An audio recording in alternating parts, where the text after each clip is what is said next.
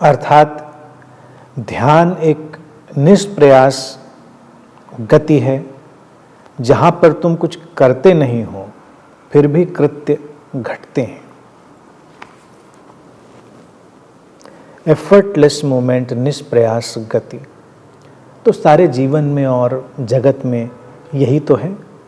हम उसे देखते नहीं, हम बिना वजह प्रयासों में उलझते हैं। यानी कि जो प्रयास भी हैं, जिनको हम प्रयास समझते हैं, वो भी निष्प्रयास का ही एक घटनाक्रम है।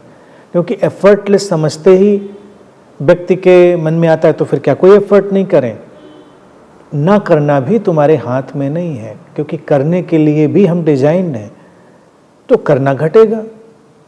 जैसे मैं हमेशा नदी का ही उदाहरण देता हूँ, मुझे बहुत प्रिय है कि नदी बहती है तो बहती हुई दिखती है ना, लेकिन क्या वो बह रही है? वो तो उसका स्वभाव है, गुणधर्म है, बहती है। आग जलती है तो क्या वो जलने का प्रयास करती है? जलना उसका गुणधर्म है, ऊपर उठना उसका स्वभाव है। ऐसे ही व्यक्ति के भीतर भी एफर्टलेस स्टेट है, जिसमें उसके भीतर से तमाम क्रियाएं घटेंगी। वो चाहकर भी उन क्रियाओं को रोक नहीं सकता।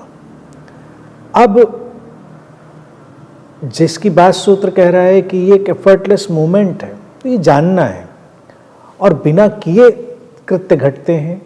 तो यहाँ पर भी सूत्र उस अंडरस्टैंडिंग की ही बात कर रहा है कि बिना किए का अर्थ ये है कि जो करना है वो भी घटेगा, यानी कि उसको हम रोक नहीं सकते। तो कृत्य अपना आकार अपने आप लेंगे। तो बिना किए में ये नहीं समझे कोई कि अच्छा फिर हम हाथ पैर बांध कर बैठ जाते हैं, हम तब भी कुछ करेंगे।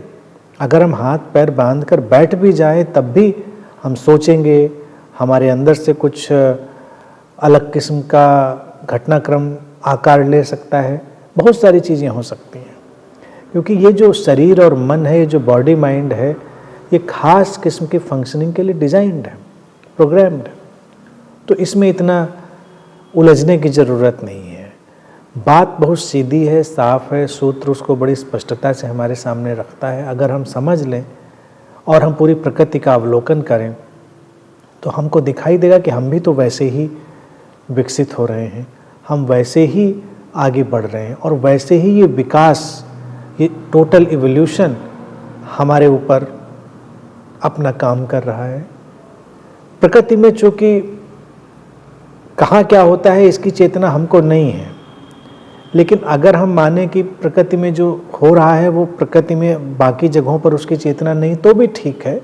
मनुष्य के पास एक सोचने वाला मन है तो वो देखता है, महसूस करता है। ध्यान में इसीलिए सर्वाधिक आवश्यक है बात को समझ लेना।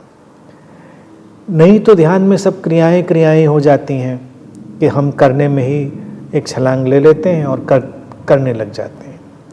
लेकिन क्या हम ये सोचते हैं कि करना क्या सचमुच में हमसे संभव है?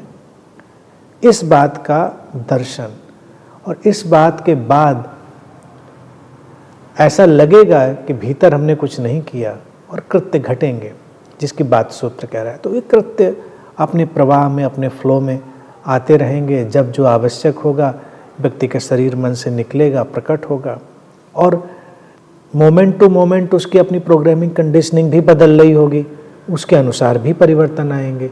तो जैसे भी वो कृत्य आएंगे अपने मूल रूप में वो बिना किए ही होंगे।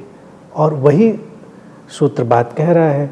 इसका दर्शन अगर हमको एक बार हो जाए तो फिर हम ध्यान में ही जीने लगते हैं।